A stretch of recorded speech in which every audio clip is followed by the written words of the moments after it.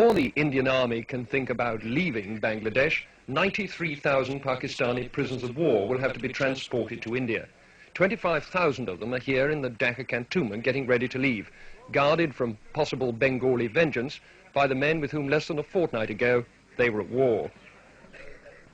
The Indian Army's Chief of Staff, General Sam Manekshaw, who's been paying a two-day visit to his troops in Dhaka, says that at the moment some 3,000 prisoners of war a day are being taken out of the country. He hoped that by the beginning of next month the daily average would be 10,000, and that in any case by the 15th of January all of them would be in Indian prisoner of war camps. By that date too, the General said, he would have reduced Indian armed forces here by 25,000. But they still can't all go home.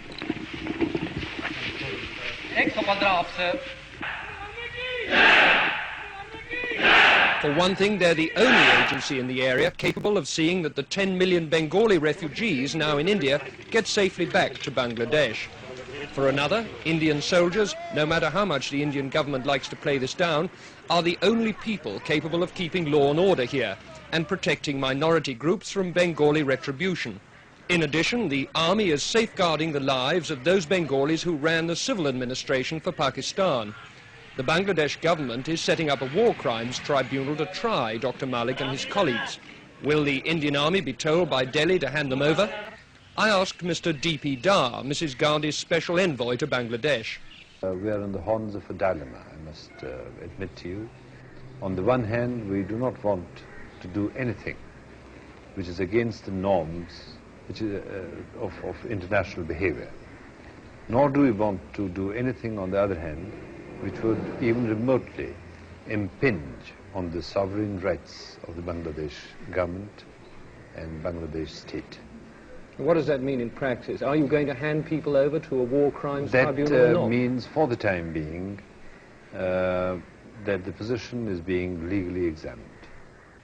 As any victorious army would be, Indian armed forces are now deeply involved for the foreseeable future in the way this new country is going to develop. Richard Lindy, News at 10, Dhaka. The train is on its way to the river port of Narayanganj, a dozen miles away. The operation began long before dawn. At the cantonment siding, Brigadier H.S. Clare supervised the loading of the train. Like all Indian commanders, he'll be glad when these POWs have all been safely moved across the border. Here they're a potentially dangerous cause of friction with the local population. The train was well guarded by Indian soldiers in case of any hostile demonstration by Bengalis.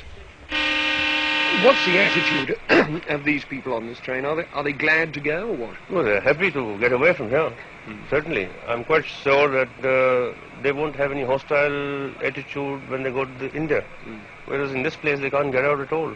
Are you worried about any demonstrations on the way to the boat? No, I'm not, because I think we've taken sufficient precautions to make sure that nothing happens.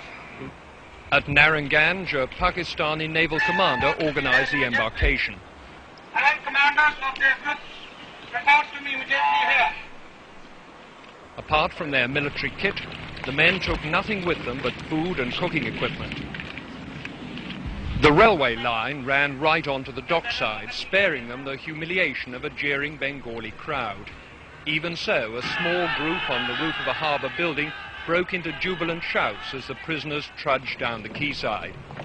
At every step there were Indian soldiers to protect them had it proved necessary. Bengalis are not best pleased to see their enemies go home apparently scot-free. But there's a long way to go before these men can expect repatriation. First, the 36-hour boat trip through the river system to Khulna, then a long journey across the border into West Bengal by train, and on to the prisoner of war camps on the Ranchi Plateau in Bihar. With the men go their families and the civilian employees of the Pakistan Army. But there's no indication yet that other West Pakistani civilians, like the police chief or even the staff of Pakistan International Airways, are going to be moved. For the moment, the emphasis is on getting the soldiers out before their presence here causes trouble. And because many are still being brought into Dhaka from outlying areas, there are now 33,000 people to be shipped down the river. For those Bengalis cheering on the roof there, it's another day to savour the sweet taste of victory. For these prisoners of war, the bitterness of defeat. What lies ahead of these men is nothing but a tedious journey and the boredom of prison camp routine. But at least now they've begun that long journey home. Richard Lindley, News at 10, Naranganj.